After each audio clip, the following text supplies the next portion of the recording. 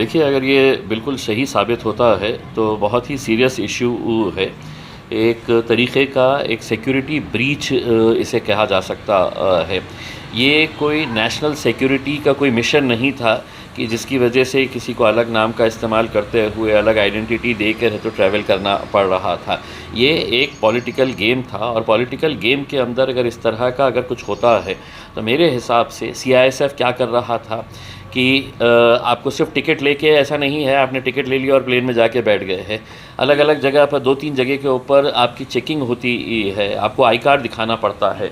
तो क्या अजीत पवार साहब ने डुप्लिकेट आई कार्ड भी बनाए थे, डुप्लिकेट नाम से टिकट लिया गया था। तो ये मेरे हिसाब से एक बहुत ही सीरियस इशू है, मैं समझता हूँ।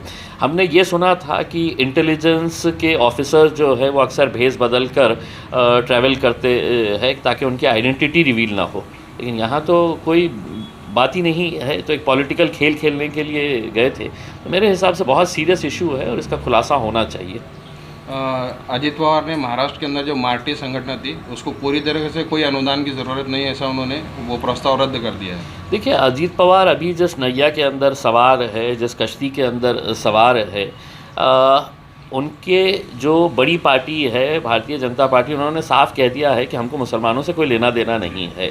अगर पार्टी है, अगर सारथी है, अगर दूसरे कम्युनिटीज़ कास्ट के लिए एक अलग सा कॉरपोरेशन ये बनाया गया है, कमिश्नरेट बनाया गया है, तो अगर मार्टी की डिमांड जो पिछले कई सालों से हो रही है कि जितने भी माइनॉरिटीज़ के स्कीम्स है उसको एक छत के लिए लेकर आना चाहिए, लेकिन जब हमारी बात आती है तो उनके जेब में टटोलने लगते हैं कि हमारे पास पैसा है या नहीं है करके। असल में पैसे का इशू नहीं है, ये मानसिकता की बात है कि मुसलमानों को हमें कुछ देना नहीं है, माइनॉरिटीज़ को हमको कुछ देना नहीं है, इनको अपनी जूतियों में रखो, ये वैसे भी हमारे पास ही चल के आने वाले हैं।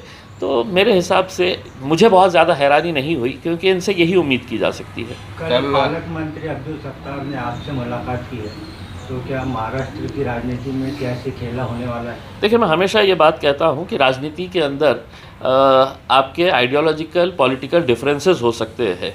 आपका मित्रता, आपकी दोस्ती जो है वो अलग अलग राजनीतिक पार्टियों के नेताओं से भी होती है।